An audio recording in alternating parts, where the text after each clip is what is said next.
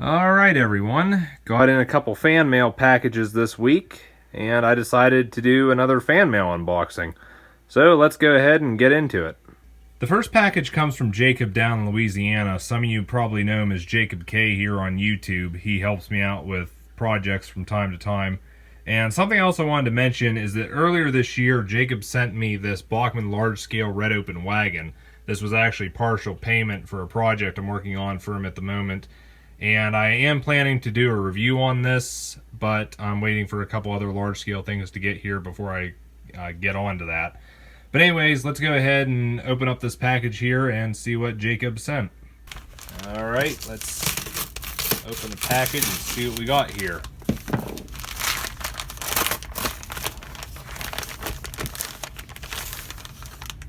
Couple of DVDs or something, maybe? Oh, the Beatles! Beatles 1962-1966, and the Beatles 1967-1970. What's random piece of paper? Just looking at both of these albums, they had a cellophane wrapper on them. There was nothing on the wrapper for the red album, but I noticed the blue one here has a little sticker that says remastered. 28 classic tracks, new linear notes, and additional photos. So that might be interesting to get into. Go ahead and get the wrapper off this one, then we'll take a look at both of these. Okay, I got the albums out of their wrappers, and before we take a look at these, I just want to point out, because I know somebody's going to call me out on this, no, I am not a hardcore Beatles fan. In fact, this is actually the first ever Beatles merch that I've ever owned. However, I have listened to the Beatles music. I do enjoy the Beatles music. In fact, I think it's better than a lot of the garbage being produced these days. And hell, even Ringo Starr was a big part of my childhood alongside George Carlin, which I don't think I need to explain that little detail. But again, I do enjoy the Beatles. I just can't call myself a Beatles fanboy. But we'll take a look at the red album first here. You can see the Beatles 1962 to 1966. Got a nice cover photo there of the band. Going around to the back shows you all the songs which are included on this disc set. I know I've heard a few of these, but as to matching up the songs with the titles.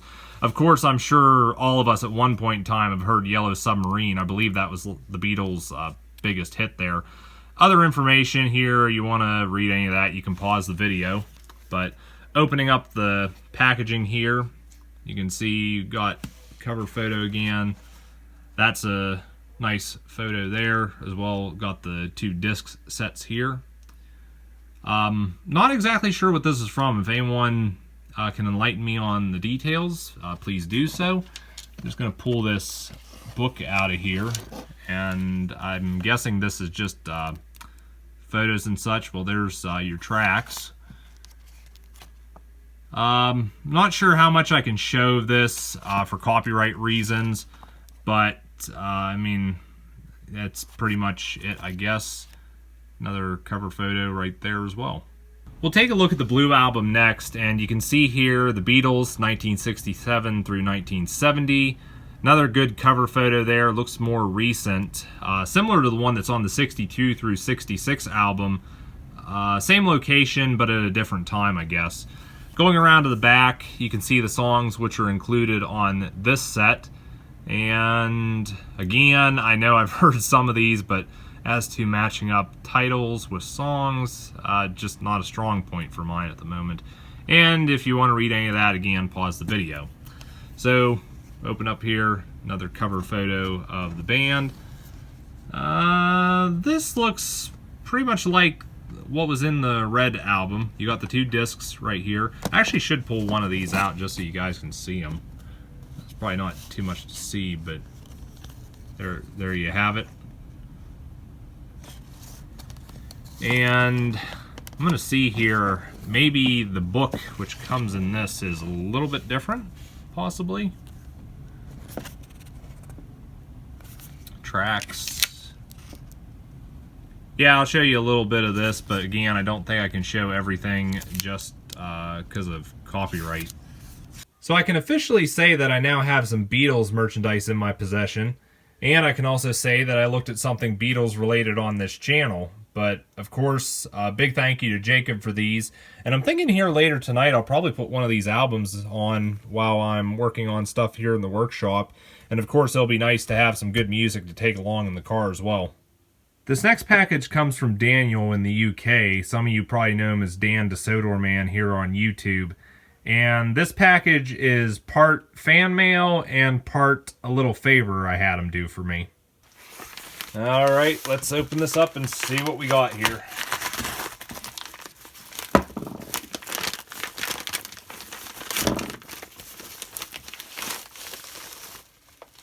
Oh boy. We got a couple Mars bars. I think they've kind of been crushed.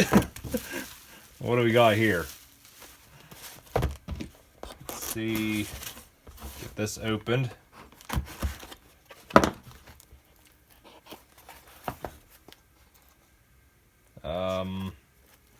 Okay.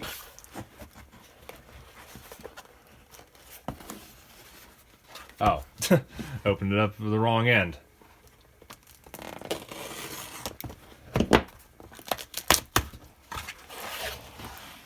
There we go.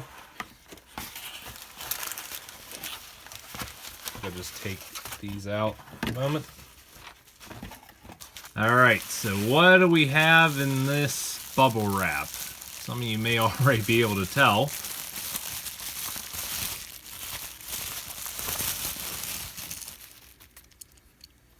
Alright, we got our good friend Thomas the Tank Engine. And who do we have here? I mean, keep in mind I already know, but I'm asking you guys. We've got a toy box truck. Alright, here are the things Daniel sent me. And you can see that we got a couple Mars bars here, although these look to have been damaged in shipping. Probably not much of them in the packaging. I'm sure they probably taste the same. But this was the favor Daniel helped me out with. This is the ERTL Santa Thomas with the toy box wagon. And I'll talk a little bit about this here in a minute. So for those that aren't familiar with the Mars bar, this is basically a milk chocolate, nougat, and caramel candy bar, which, as far as I'm aware, is not available in the States, or at least not where I'm at. Funny enough, the company Mars is actually behind the candy M&Ms, but I mean, you can go to Walmart and find M&Ms, but you can't find any of these. So I'm not really sure what the deal is with that, but a couple Christmases ago, Rob the Red Engine, he sent me some of these Mars bars, and I really enjoy them. I just wish they were more accessible for me. These ones here look to be the larger bars. You can see information on the sides here. Maybe that means something to someone. I noticed we got 60p on this end. Maybe that stands for 60 pens. I sure as hell hope it doesn't stand for 60 pounds. But going on the back here, I'll just try to pull up some of the information here for you to read at your own leisure if you want to. I was a bit curious what kind of damage this candy bar sustained, so I opened up the wrapper, and needless to say, it's not a pretty sight. Still tastes good, had a little nibble on it, and I'll definitely be finishing the rest, but again, this thing had a really rough journey, and probably could have used a little more padding. Next we'll look at the Santa Thomas, and I want to talk a little bit about how Daniel helped me get my hands on this thing. But the first thing I want to mention is this was the last ERTL I needed for my collection, because I've got every character and every variation that ERTL ever did, but this was the one I didn't have, and I managed to find this on eBay for a price of $24 or best offer, which I thought was really good considering the condition of this, but the only downside to it was that shipping was going to be $61.38 via the Global Shipping Program, or GSP. And it's like, to me, that's just ridiculous. And I've said it before, in my opinion, GSP is a scam, because all you're doing is you're paying somebody to ship the item a second time and fill out a customs form. It makes no sense. Just ship the item one time and be done with it. And I mean, I've had cases where I've purchased just single ERTLs, and it's going to cost me $50 to get them over here to the States, and I contact the seller about it, and they're like, oh, well, I can ship it via Royal Mail International for like $8. It's like, okay, why are we bothering with GSP then?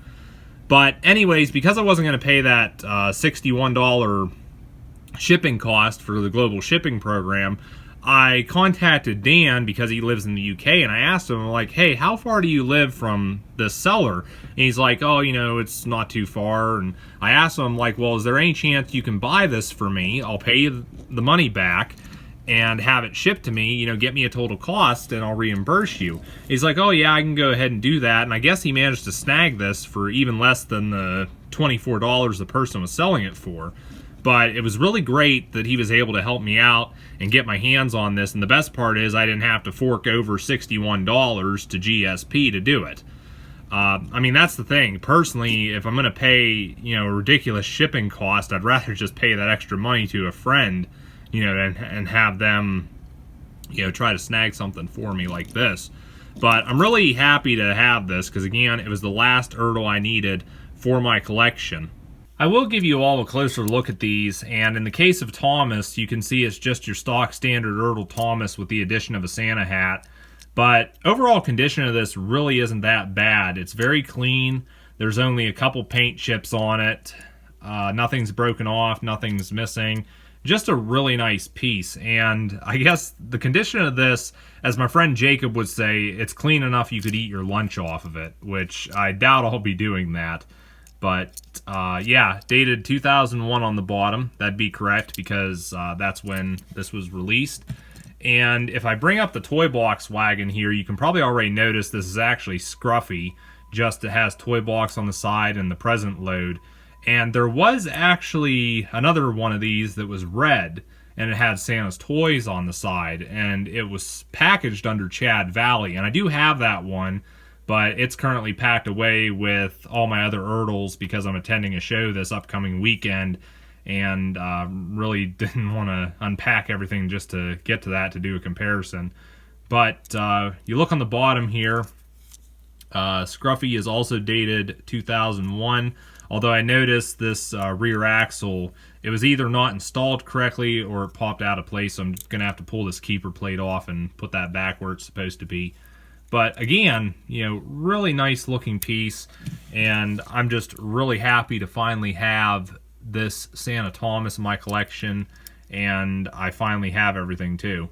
Pretty close to the same time Daniel got me this Santa Thomas, I was fortunate to come across a Thomas and the Christmas Tree gift set on eBay, which I was really thankful this one was complete, because usually you either got the wrong Thomas, or you're missing the little stand that goes under the tree, or you got the wrong flatbed, and often the Sir Topham hat with the Santa outfit's not included. But thankfully everything was here, it was all correct, and although I paid a little more than I wanted to for this, I'm still really happy to have it, because again, it helps me to complete my collection.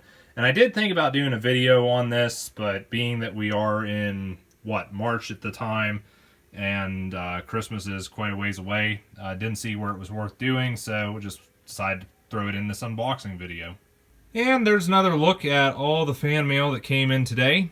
Got a couple Beatles albums from Jacob, and also a couple Mars bars and a ERTL Santa Thomas from Daniel. I ate the one Mars bar, that's why it's not here. And that pretty much concludes this fan mail unboxing. Like I said before, a big thank you to Jacob and Daniel for the great things you sent in. Really looking forward to listening to these Beatle albums. I really appreciate finally having this ERTL Thomas to complete my collection. And now I have been able to cure my craving for a Mars bar that I've had for the last year. But again, to Daniel and Jacob, really appreciative for all this, and it's really great to have you as fans/friends here on YouTube. Anyways, that's going to be it for now. I'm heading off, and I will see you guys in the next video.